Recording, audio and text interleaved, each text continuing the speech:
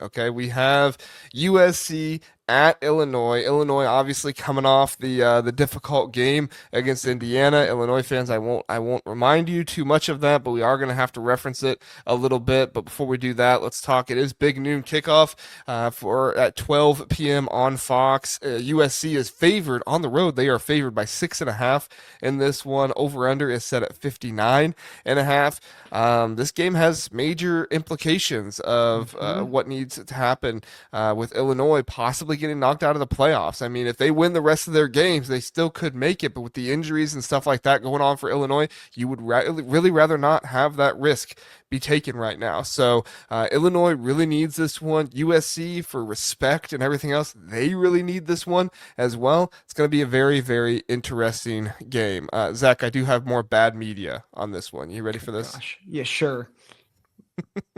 So obviously Indiana threw the ball all over Illinois. And the quote I heard from somebody, now to their credit, this was like in passing. They were not like covering this game. They were just kind of like, "Oh yeah, did you see what happened with Indiana, Illinois?"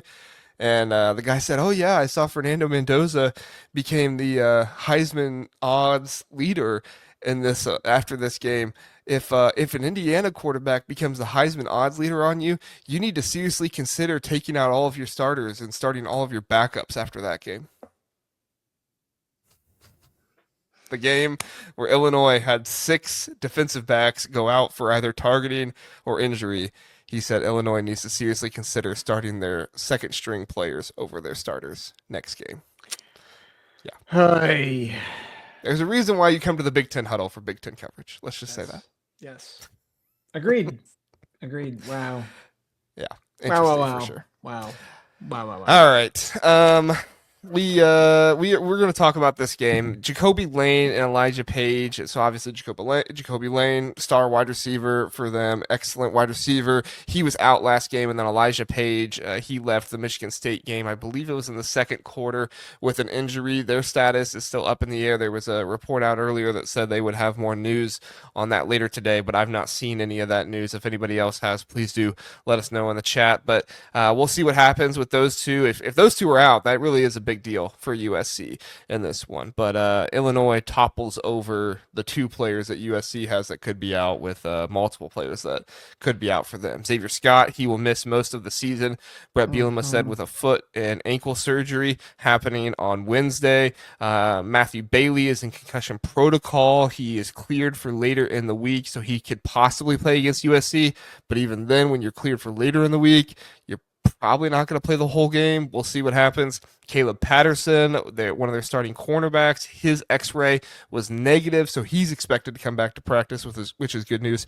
Torrie Cox Jr., his MRIs were negative after his stomach injury. He's expected to be back, which is great news. And then Justin Bowick, Aidan Laughery, and Hank Beatty are all cleared to practice, but they are sore, so they should all be back. Justin Bowick was available moving forward after the Indiana game. He was cleared but not used, but he is cleared moving forward. So the suspicion is that he should play in this game against USC, even though he was cleared for last game. He didn't play.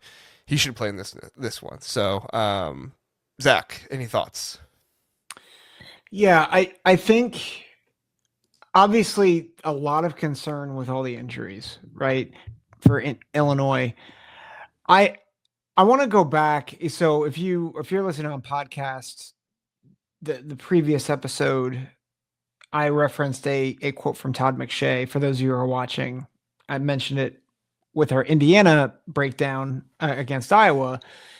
It's something that Todd McShay said that really caught my attention, was the idea that Indiana plays with extreme efficiency.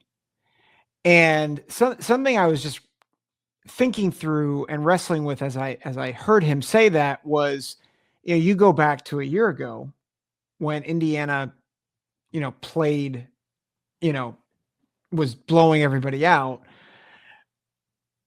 I think a lot of people saw the scores and they were like, oh, they're just beating bad teams. And it's like, the records weren't great, right? But just look at Nebraska for example. Nebraska lost 56-7 against Indiana last year. The week before, they played Ohio State, or no, the week after they played Ohio State. Sorry. They went to Columbus and they lost by 4 and probably should have won that game, if we're being honest. Now, Ohio State wasn't playing well. They were replacing their left tackle, Josh Simmons. Okay, that matters. But the reality is they went from getting their doors blown off by Indiana and then almost beating Ohio State. Why did that happen? Well, it's because Indiana, their system, if you can't match it, they'll just crush you. It's not necessarily an indication that you cannot play with other teams that have a more of a talent level or a higher talent level. It means that you just better not be worse than Indiana, because if you are, Indiana is going to make you pay. And so I think a lot of people, after this past week are like, well, Illinois is terrible. They stink. One group who I really enjoy, I will not name them, I really disagreed with them because they were saying, how dare you rank Illinois after what happened and not rank Auburn? Because of course, SEC bias. I get it. Like Oklahoma, you can make the case that they were closer with Oklahoma, whatever. I don't care. I think it matters to realize that just because you get blown out by a team doesn't mean that that's who you are. It was one result. And I think Illinois has a chance to show that maybe they're a little bit better than we think.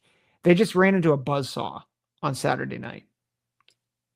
Yeah, and a buzzsaw that deserves all the credit. I think that's the hardest part with this is the moment you start referencing like, oh, Illinois is not all that bad, then you have people saying, oh, so Indiana is not all that good. It's like, no, that's not, that should not be the conclusion from this. Illinois obviously had a bad game. They had multiple players out in it, and they did not fix their offensive line issues. One of those two things is their fault, and they do need to have, criticism for that. However, I would love to see any team lose 6 of their defensive backs who play regularly, go up against Indiana, and not have Indiana throw all over them. Like, you have to have some serious depth in order for that to happen. Again, Yep. No discredit to Indiana. Indiana's a fantastic team. I purposely did not mention this in the recap because I knew it would sound like I'm not giving Indiana their credit. We are giving Indiana their credit. But we also need to recognize that when you lose most of your secondary all in one game for whatever reason, targeting, injury, whatever it is, it's really, really difficult to recover when you're playing a Yep. tier 1 team. And that's Yep. what Indiana is. They're a tier 1 team. Well, and to your point, think of the momentum, right? Indiana is beating you all over the field, and then you have injury after injury after injury after targeting. Mm-hmm. And you're in their place. So again, they ran into a buzzsaw. You almost have to throw the result out for Illinois. Yeah. The question is, how do they respond? Right. And that's the most important part. Cameron brings up a really interesting thing, and this is one thing I want to watch the film on with Indiana because I think it's really relevant. He says, my biggest worry with Illinois is their O-line in this game. The secondary is not. And I was encouraged by watching the film to figure out this is not all the O-line right now that is going on with Illinois. There are other issues at play. Now, you can say more issues at play is a bad thing, and I guess that could be the case, but it is encouraging for the offensive line to know that this is not all on them. There is other stuff at play here. There are other issues as well that if these get corrected, and I do think these are all correctable things, that could help out. Yeah, I mean, I think your point about it's all correctable, it's helpful to remember that they brought in a lot of new pieces, particularly at receiver, right? They needed to replace Pat Bryant and Zachary Franklin. They brought in some, I think, very talented guys, but I think there is a sense of like, okay, how much do you guys know the playbook? And knowing, okay, on this play, I got to be behind. I do think though that the offensive line, it's not all on them, but a lot of it is, and they have to correct the things that they have to correct how they're playing. It feels like in some ways they've regressed from a year ago, which is wild because they all played together a year ago. You would expect with that continuity, there'd be improvement. They did give up a number of sacks a year ago. The idea Yes. just was that they would continue to improve, right? Improve. Yeah. Yeah, Yeah. and continue to build more chemistry together. But Which I think it's a good reminder to us. And I think we're finding this out with Clemson too. Like, just because you have a lot of returning production does not necessarily mean you're going to be that much better. right, and that's honestly one of the things that I think we need to learn, and it'll come up later on in a later prediction that I have. But that's something that needs to be thought through, is that not every single team who brings back players, is Ohio State and Michigan, right? Teams can bring back players, but that doesn't mean they're going to continue to develop. That doesn't mean they're going to automatically turn into better NFL players. And sometimes that's a tough pill to swallow. So. Yep. Yeah. All right, Zach, anything else on this? We haven't really talked to USC. We talked to pretty much Illinois this entire time. I think everybody knows we're big USC, like we're USC fans. Oh yeah, right? USC believers for sure. Yeah. I will say this. They have not left the West Coast. It's a 9 a.m. game Pacific time. And there's not many coaches that I don't trust more than Lincoln Riley, particularly against Big Ten caliber opponents. I think the coaching matchup to me is really interesting because I think Bret Bielema is one of the best coaches in the conference. And I think Lincoln Riley, a lot of people love Lincoln Riley, but he has been honestly subpar in the move to the Big Ten. And so I have questions about how is he going to navigate. I don't think it's a question. I think this game was in LA. I think USC wins by 3 scores, but it's not. And I don't love the coaching matchup for USC, if I'm quite honest. And if Jacoby Lane's out, yes, they have a lot of playmakers, but I like Bret Bielema to get his boys ready after a blowout loss. For them to respond well, is what you're saying. Yeah. I think Bret Bielema knows how to motivate his guys in any situation. Yeah, I think that the other thing that needs to be considered here for USC is just how well they've done at getting after the quarterback and putting pressure on the quarterback and getting sacks this season as well. Right now, they lead the nation with the most sacks per game. This USC defense is nasty. The secondary has some leakiness to them, and you can throw on them. But this defensive line did a better job of stopping the run against Michigan State. Jakeem Stewart stood out and looked much better in this one. But the other piece of this, what makes me the most worried, is in that Duke game, what did Illinois capitalize on? The turnovers and stuff like that from Duke. And right now, I mean, it's not like the worst, but it's not Indiana for sure. Indiana had 1 turnover on the season, and they didn't get penalized very much. USC does get penalized quite a bit, 8.3 penalties per game. They have 3 giveaways on the season, but they do have 7 takeaways. So there is the opportunity to possibly get takeaways, even if you have giveaways. But and I'm thinking back to the Michigan State game when they had the fumble, right? They had Michigan State pretty much dead to rights in that. I think it was 31-17. And Michigan State was long out of the game, and they fumble. They give Michigan State good field position, and Michigan State scores. Now, thankfully, they were able to score after that and move on, and it wasn't a big deal. Michigan State scored 1 more touchdown, but USC scored 2 more, so it wasn't a big deal. But still, that's the type of stuff that if you do that against this Illinois team with Bret Bielema, the way he coaches and opportunistic he is, you're not going to live that down as much as you could possibly against the Michigan State or somebody like that, especially when they're on the road. It's probably a good amount of that considering they were on the road too. So the discipline needs to be something that USC really takes seriously in this one. They are good with what they do and how they do it and everything. But anyway, Zach, you got anything else? Well, I was going to say, to your point about penalties, they are averaging 8.25 penalties a game for 80.75 yards per game. Yeah. That's that is not good. And if you are shooting yourself in the foot like that, that gives a team like Illinois a lot of opportunity to come and steal one from you. And again, it's in their house. It's an early kick. What have we seen, at least all of last year? Teams that have to go across the country to play, it doesn't matter how much more talented you might be. It's the great equalizer to have to travel like that. And so now maybe teams figure it out in year 2, but that's a massive concern for me if I'm a Trojans fan. Yeah. I will say Michigan State did not get a single penalty or a conversion on third down by penalty. So as much as we are kind of giving USC crap here for some of their penalties, it's not like those penalties have come at, terrible times, at least against Michigan State. I could look up the other games if I needed to, but LFG, he does say, like, USC committed a special teams penalty that kept the Sparty drive alive, and it jumped off. It jump started MSU's comeback. So yeah, well, and they had the fumble too. Yeah.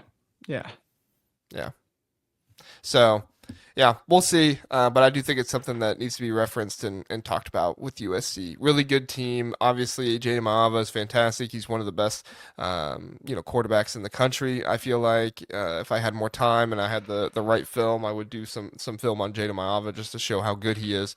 And honestly, so that's why I'm picking USC to win this game. I know it's on the road. I know that it's going to be a do or die game for USC, but just everything I look at from this game, the offensive line for Illinois, the wide receivers, the offense for USC. Illinois has not been great at stopping the run. We didn't even mention that. And Wayman Jordan, Eli Sanders, they have a really, really good duo between those two guys right now that they can utilize in different ways. Eli Sanders hits that hole hard, and I think that he's a really good runner. I think Wayman Jordan, we've been high on him since the beginning, and he's been really good this season. And this offensive line is blocking better. Now, maybe with Elijah Paige out, things could be different. But I'm a big believer in this USC team. And unfortunately with Illinois, with all the injuries and losing Xavier Scott, and I know they're going to get those guys back, but they're not going to be practicing until later in the week. I'm picking USC to win this one. Like I said, 38-24. Yeah. I think under ideal circumstances, I would pick USC. There's just, and this is a feel pick. I'll be honest. Like, I think you break down the X's and O's and you're like, USC should win this. I just don't believe in Lincoln Riley. And I think you're going on the road to a wounded Bret Bielema who is going to want to unleash the hounds. And I think it's going to be a close game. I would not be surprised if USC leads in the third quarter. But I just think Illinois wins. I've got 28-27 Illinois. I just think Bielema is going to pull his coaching magic. And I think they get a game-winning touchdown. I think Luke Altmaier responds in a big way. Big day out of the receivers against that secondary for the Trojans. And I think there's just too many penalties and too many turnovers for USC that Illinois capitalizes on. Yeah, I mean, if this gets to a close game in the fourth quarter, I'll be there with you, but I don't know if it's going to be a close game in the third or fourth quarter. That's hard. That's hard. No, and again, that it's a feel. I'm not saying I think X's and O's. You're on it, but I'm going with my gut on this. Illini Bubba says Illinois 33, USC 24, and Illini Bubba gets a victory selfie in the stands with Mr. Guys. Let's go. Yeah, the Mr. Guys, the $100 million donor for Illinois. Yeah, we didn't even talk about that. That's huge for Illinois. Go get that selfie, Illini Bubba. Yeah. Love it.